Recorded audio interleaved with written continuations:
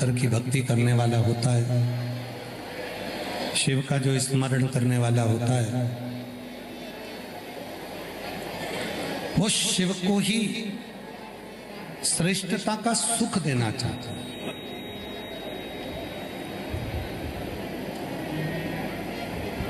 भगवान शंकर को ही सर्वस्व सुख प्रदान करना चाहता है। हमने कई जगह पर देखा है मंदिरों में, आप लोग भी अगर देखो तो सबको मना करा करो इस काम के लिए। आज आप लोगों की एक ड्यूटी लगा रहे हैं, पहली बार आप लोगों को कोई काम दे रहे हैं कि मंदिर जाया करो तो एक काम जरूर करा करो। जैसे ये भगवान शंकर का शिवलिंग है, ये जलाधारी है, पानी चढ़ाते हो या घूमकर पानी नीचे की ओर जाता है। कई माताओं की आदत रहती है कि भगवान का दिया जलाकर वो इस जलाधारी पर रख देती है। कई माताओं की आदत रहती है अपनी पूजन की थाली भी इसी जलाधारी पर रख देती है। कई माताओं की आदत रहती है कि इसी जलाधारी पर पानी का जो लोटा होता है, कलश होता है, जल चढ़ाने के बाद इसी जलाधारी पर वो लोटे को रख देती है। नहीं, ये शिव है।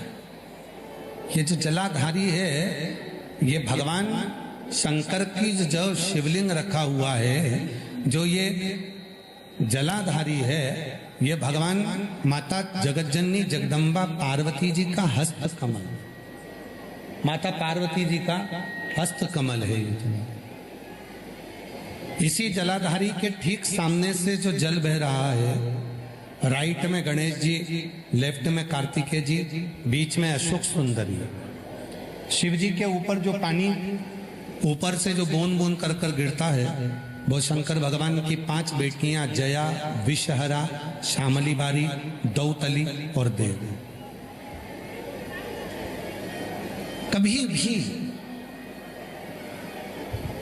कोई भी अगर जल चढ़ाकर यहाँ कलश रख दे, जल चढ़ाकर यहाँ पर कोई पूजन की थाली रख दे, जल चढ़ाकर कोई वस्तु यहाँ रख दिया, तो वो श्रेष्ठ नहीं, वो श्रेष्ठ नहीं।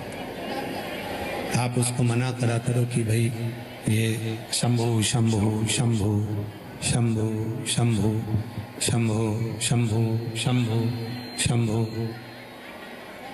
जल चढ़ाकर कोई लोटा यहाँ रख दे, कोई पूजन का सामान यहाँ रख दे, मना करा कि ये पार्वती जी का हस्त कमल यहाँ पर ये ना। और यहां तक कहेंगे, अगर कभी सांस की तकलीफ होती है, दमे की तकलीफ होती है, श्वास से जुड़ी हुई तकलीफ होती है, क्यों कहते हैं आप लोगों को कि शिव जी को एक लोटा जल चढ़ाकर चढ़ा हुआ जल जो बहकर आता है, उस जल का आचमन करा करो, उसको पिया करो। क्यों कहते हैं? क्योंकि जब शिव जी पर हम जल समर्पित करते हैं तो ये सारे जो स्थान है माता जगतजननी जगदम्बा का, 64 योगिनियों का, 33 कोटि देवताओं का, शिवलिंग में विराजमान सभी देवी देवताओं का, ग्रहों का जो जल होता है, वो आचमन करने से हमारे रोग, हमारी तकलीफें, हमारे दुख कष्ट समाप्त हो जाते हैं। हमारा दुख समाप्त हो जाता है, हमारा कष्ट समाप्त हो जाता है, हमारी तकलीफें समाप्त हो जाती है। ए भाई, इनको सुनो ना आके तुम लोग, तकलीफें समाप्त हो जाती हैं,